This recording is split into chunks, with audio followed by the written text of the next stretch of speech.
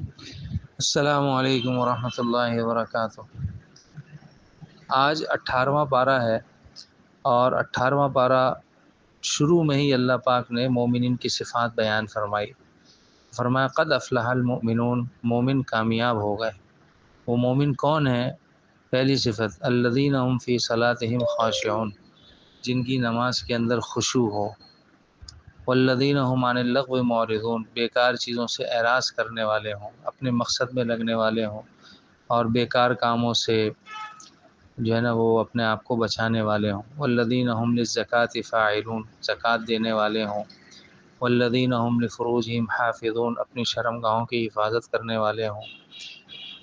والذین هم لاماناتہم وعہدہم راعون، اپنے امانتوں کو، عہد و پیمان کو پورا کرنے والے ہوں۔ والذین هم علی صلاتہم یحافظون، اپنی نماز پر محافظت، مداومت کرنے والے ہوں۔ یعنی نماز بھی ہمیشہ پڑھنے والے ہوں، یہ نہیں کہ کبھی پڑھی کبھی چھوڑ دی۔ اور پھر ہمیشہ پڑھنے کے اندر دوسری صفت خشوع بھی ہو، نماز کے اندر دھیان، توجہ، ہر لفظ کا معنی سمجھنا، رکوع سجدے کی تسبیحات کا معنی سمجھتے ہوئے استحضار کرنا کہ میں کیا پڑھ رہا ہوں۔ تو ایسے مومن کامیاب ہیں۔ اللہ تعالی ہم سب کو ایسا مومن بنائے۔ کہ دوسرے رکوع میں اللہ نے نوح علیہ السلام کا قصہ ذکر کیا، تیسرے رکوع میں بھی اللہ نے انبیاء کا ذکر کیا قصہ، کہ جب انبیاء آتے تھے تو لوگ ان پر اعتراض کرتے تھے، کہتے تھے ما ھذا الا بشر مثلکم، یہ تو ہماری طرح کے انسان ہیں۔ یأکل مما تأکلون منہ ویشرب مما تشربون، جو ہم کھاتے ہیں وہ یہ کھاتے ہیں، جو ہم پیتے ہیں وہ یہ پیتے ہیں، تو ان میں تو یہ تو کوئی جو ہے وہ اچنبے کی بات نہیں ہے، نبی تو فرشتہ ہونا چاہیے جو کچھ کھائے پیے بھی نہیں۔ تو یہ اس قسم کے بیکار اعتراضات اور بکواسات یہ اللہ نے ذکر کیا کہ مشرکین اور نافرمان ایسی باتیں کر کے محروم ہو جاتے تھے۔ اور پھر جو ہے وہ آگے چل کر اللہ تعالیٰ نے چھٹے رکوع کے اندر جہنم والوں کا تذکرہ کیا، حتی اذا جاء احدهم الموت، کہ جب یہ دنیا میں بکواس کرتے ہیں، لا یعنی میں زندگی گزارتے ہیں، جب ان میں سے کسی کے پاس موت آئے گی تو وہ کہیں گے رب ارجعون، یا اللہ ایک دفعہ واپس بھیج دیں، لعلی اعمل صالحا فیما ترکت، کیونکہ اب میں نے اپنی آنکھوں سے سب کچھ دیکھ لیا، اب میں نیک عمل کروں گا۔ تو کلا، اللہ تعالیٰ فرماتے ہیں ایسا کبھی بھی نہیں ہوگا۔ اور قیامت کے دن ان لوگوں کا کیا حال ہوگا کہ تلفح وجوہہم النار، آگ ان کے چہروں پہ چھائی ہوئی ہوگی، اور ان سے کہا جائے گا کیا میری آیتیں تمہارے پاس نہیں آئیں کہ تم ان کو جھٹلاتے تھے؟ وہ کہیں گے بالکل، آپ کے نبی بھی آئے، آپ کی نشانیاں بھی ہم دیکھتے تھے، آپ کی تورات، زبور، انجیل کی آیتیں بھی ہم سنتے تھے، لیکن ہم ربنا غلبت علینا شقوتنا، ہماری بدبختی ہم پر غالب آ گئی، وکننا قوما ضالین، اور ہم گمراہ لوگ تھے، ربنا اخرجنا منہا فإن عدنا فإنا ظالمون۔ پھر کہیں گے یا اللہ ہمیں ایک دفعہ نکال دے، اگر ہم دوبارہ کریں تو پھر بے شک ہمیں آپ ڈال دیجیے گا، کیونکہ پھر ہم ظالم ہوں گے۔ تو اللہ کی طرف سے آواز آئے گی اخسؤوا فیہا، تم ذلیل ہو کر اس میں پڑے رہو، ولا تکلمون، بکواس مت کرو، اور تم میرے نیک بندوں کو جو ہے وہ ان کا فاتخذتموہم سخریا، تم ان کا مذاق اڑاتے تھے، اور اسی مذاق کے اندر تم رہے، حتیٰ کہ اپنے مقصد زندگی سے تم غافل رہے۔ اور پھر یہ بتانے کے لیے کہ دنیا کی زندگی کتنی تھوڑی ہے، ایک آدمی پوچھے گا تم دنیا میں کتنا رہے، تو دوسرے لوگ کہیں گے ایسا لگتا ہے ایک دن یا دن بھی پورے نہیں، یعنی 24 گھنٹے یا 6-7 گھنٹے۔ تو فرمائیں گے کہ ان سے کہا جائے گا ان لبثتم الا قلیلا لو انکم کنتم تعلمون، تم واقعی بہت تھوڑی دیر رہے، کاش کہ تمہارے اندر عقل ہوتی، تم سمجھ جاتے اس بات کو، تو اتنا بڑا نقصان کا سودا نہیں کرتے۔ پھر اللہ تعالیٰ فرماتے ہیں فحسبتم انما خلقناکم عبثا، یہ مشہور آیت ہے، کیا تم یہ سمجھتے ہو کہ ہم نے تمہیں بیکار میں پیدا کیا، تم ہمارے پاس نہیں لوٹائے جاؤ گے؟ تو اس لیے ان آیتوں میں ہمیں سمجھایا گیا کہ دنیا کی زندگی کو ضائع نہ کریں۔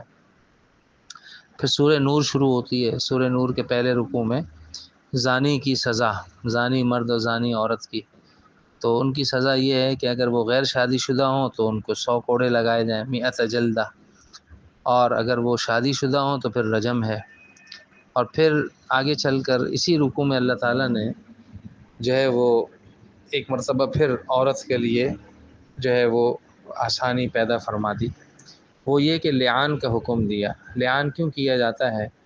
ایک مرد کو اپنی بیوی پر شک ہو گیا کہ میری بیوی نے زنا کیا ہے، تو اب اگر یہاں تو اس وقت تو یہ حال ہے کہ جو ہے وہ جس کو شک ہوا تو بس شک ہوتا ہی اس نے اپنی بیوی کو قتل کر دیا۔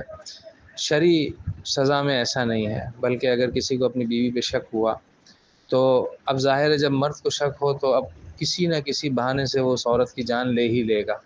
تو یہاں پہ اللہ تعالیٰ نے لعان کا حکم دیا کہ دونوں مرد عورت قاضی کے پاس جائیں، اور قاضی دونوں سے 5 قسمیں لے گا۔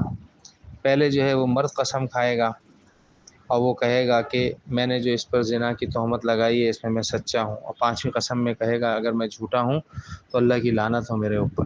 یہ 5 قسمیں مرد کی ہو گئیں، اور پھر 5 قسمیں عورت کی ہو گئی، اور وہ 4 قسمیں شروع میں یہ کہے گی کہ مرد جھوٹا ہے، اور 5ویں میں کہے گی کہ اگر مرد سچا ہے تو اللہ کی لعنت میرے اوپر ہو۔ تو یہ لعان ہے، پھر قاضی ان کے درمیان جدائی کروا دے گا، اس سے عورت کی زندگی بچ جاتی ہے، ورنہ اگر یہ حکم نہ ہوتا تو مرد کسی بھی بہانے سے عورت کو قتل کرنے کی کوشش کرتا۔ یہاں پہ اللہ پاک نے عورتوں کے لیے آسانی اور سہولت کا معاملہ کیا، اور زمانہ جاہلیت نے جو ان کے ساتھ عورتوں کے ساتھ جو ظلم جائز رکھا جاتا تھا اس کو ختم کر دیا۔ یہ پہلے رکوع کی باتیں ہیں ساری۔ پھر اگلا رکوع شروع ہوتا ہے، اس میں حضرت عائشہ رضی اللہ عنہا کی برات کو ظاہر کیا گیا۔ جیسے آپ کو پتہ ہے مدینہ میں منافقین تھے، ان کو موقع مل گیا، حضرت عائشہ رضی اللہ عنہا حضور کے ساتھ گئیں جہاد میں۔ واپسی میں ایک جگہ حضرت عائشہ جو ہے وہ پیشاب کے لیے گئیں تو ہار ان کا گم ہو گیا، تو دوبارہ جب ہار دیکھنے کے لیے گئیں تو حکم ہوا بھائی چلو، اور حضرت عائشہ ہلکی پھلکی تھیں تو جو ہے وہ جو خدمت پہ حضرات معمور تھے ان کو اندازہ نہیں ہوا، تو سواری چل پڑی، تو حضرت عائشہ اکیلی رہ گئیں۔ پیچھے سے ایک صحابی تھے جو اسی کام کے لیے مقرر تھے کہ لشکر کی جو گمشدہ چیزیں ہیں ان کو جمع کرتے ہوئے سمیٹتے ہوئے لے آئیں۔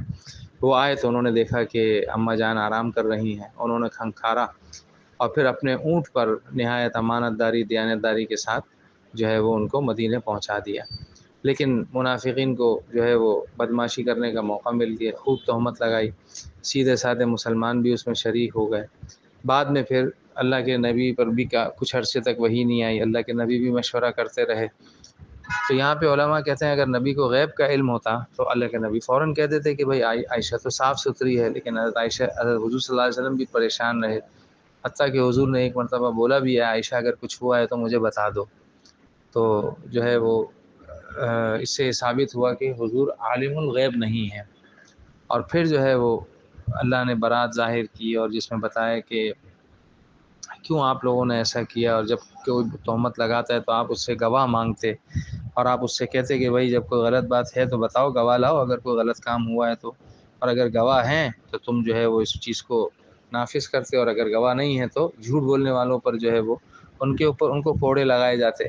چنانچہ حضور صلی اللہ علیہ وسلم نے بہتان لگانے والوں پر کوڑے بھی لگائے، اور اللہ تعالیٰ نے ہماری اماں جان کی برات کو ظاہر کیا دوسرے سورہ نور کے دوسرے رکوع میں۔ پھر سورہ نور کے تیسرے رکوع میں چوتھے رکوع میں پردے کی آیتیں نازل ہوئیں۔ قل للمؤمنین یغضوا من ابصارهم ویحفظوا فروجهم۔ پہلے مومنین کو حکم دیا گیا کہ اپنی نظروں کو نیچے رکھیں اور اپنی شرمگاہوں کی حفاظت کریں۔ وقل للمؤمنات، اگلی آیت میں مومن عورتوں سے کہا گیا یغضضن من ابصارهن ویحفظن فروجهن، اپنی نظروں کو نیچے رکھیں اور اپنی شرمگاہوں کو چھپا کے رکھیں، حفاظت کریں۔ اور پھر جو بتائے گئے محرمات کہ جن سے پردہ کرنا ضروری نہیں ہے، الا لبعولتهن وآبائهن وآباء بعولتهن وابنائهن وابناء بعولتهن واخوانهن وبني اخوانهن وبني اخواتهن ونسائهن وما ملكت ايمانهن، کہ اپنے شوہر سے پردہ کرنے کی ضرورت نہیں، شوہر کے آبا جو تمہارے سسر ہیں، اسی طرح تمہارے جو ہے بھائی ہیں، اسی طرح بھائی کے بچے ہیں، بہن کے بچے ہیں تمہارے، تو ان سے پردہ کرنے کی ضرورت نہیں ہے، باقی سب سے جو ہے وہ تمہارا پردہ ہے۔ تو یہ اللہ تعالیٰ نے تفصیل سے پردے کے احکامات یہاں پر نازل فرمائے۔ پھر اس کے بعد جو ہے وہ 7ویں رکوع میں اللہ تعالیٰ نے ایمان والوں سے وعدہ کیا وعد اللہ الذین آمنوا منکم وعملوا الصالحات لیستخلفنہم فی الارض کما استخلف الذین من قبلہم، کہ جب تک تم ایمان اور اعمال صالحہ پر رہو گے اللہ تمہیں زمین میں خلافت عطا فرمائے گا، جیسے کہ تم سے پہلے لوگوں کو خلافت عطا فرمائی۔ وَلَيُمَكِّنَنَّ لَهُمْ دِينَهُمُ الَّذِي ارْتَضَىٰ لَهُمْ، اور اللہ تعالیٰ ان کو اس دین پر قادر کر دے گا جو اللہ نے ان کے لیے پسند کیا۔ وَلَيُبَدِّلَنَّهُم مِّن بَعْدِ خَوْفِهِمْ أَمْنًا، اور ان کے خوف کو امن سے تبدیل کر دے گا۔ يَعْبُدُونَنِي لَا يُشْرِكُونَ بِي شَيْئًا، کہ وہ میری ایسی عبادت کریں کہ میرے ساتھ کسی کو شریک نہ کریں، لیکن شرط یہ ایمان اور اعمال صالحہ۔ اور خلافت کیسی تھی؟ خلافت سے زمین پر نہیں تھی، ہواؤں پر بھی تھی، نہروں پر بھی تھی، جنگلوں پر کے درندوں پر بھی تھی۔ جیسے صحابہ کے واقعات آتے ہیں، حضرت عمر نے دریائے نیل کو خط لکھا، ایک رات میں 16 ہاتھ پانی اوپر ہو گیا۔ اسی طرح صحابی ایک گئے، کہا ہم رسول اللہ کے صحابی، ہمیں جنگل خالی چاہیے، سارے جنگل کے درندے جو ہے وہ اپنے بچوں کو لے کے وہاں سے نکل گئے۔ اسی طرح صحابہ جو ہے وہ ہواؤں پر حکومت کرتے تھے، حضرت عمر بیٹھے ہوئے تھے، دیکھا کہ ایک لشکر جس کو بھیجا تھا اس لشکر کے پیچھے سے دشمن حملہ کر رہا ہے، تو وہیں بیٹھے بیٹھے ممبر پر بیٹھے بیٹھے اللہ نے ان کے سامنے یہ منظر سامنے کر دیا، تو وہیں اپنے امیر کو حکم دیا، یا ساریہ الجبل، اے ساریہ پہاڑ کی طرف دیکھو۔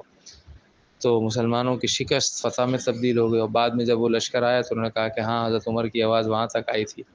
تو یہ خلافت اصل یہ ہے کہ جب بندے ایمان اور اعمال کا مظاہرہ کریں گے تو اللہ تعالیٰ جو ہے کافروں کو ان سے ہٹا دیں گے، ان کو کافروں کے اوپر مسلط کر دیں گے، اور صرف زمین ہی پر نہیں، ہواؤں پر، جنگل کے درندوں پر ان کی حکومتیں ہوں گی۔ تو اللہ تعالیٰ پھر سے ہم مسلمانوں کو وہ زمانہ دیکھنے کی توفیق عطا فرمائے جس میں ہم سب ایمان اور عمل پر آ جائیں، اور اللہ کی طرف سے جو خلافت کا وعدہ ہے وہ ہمیں مل جائے۔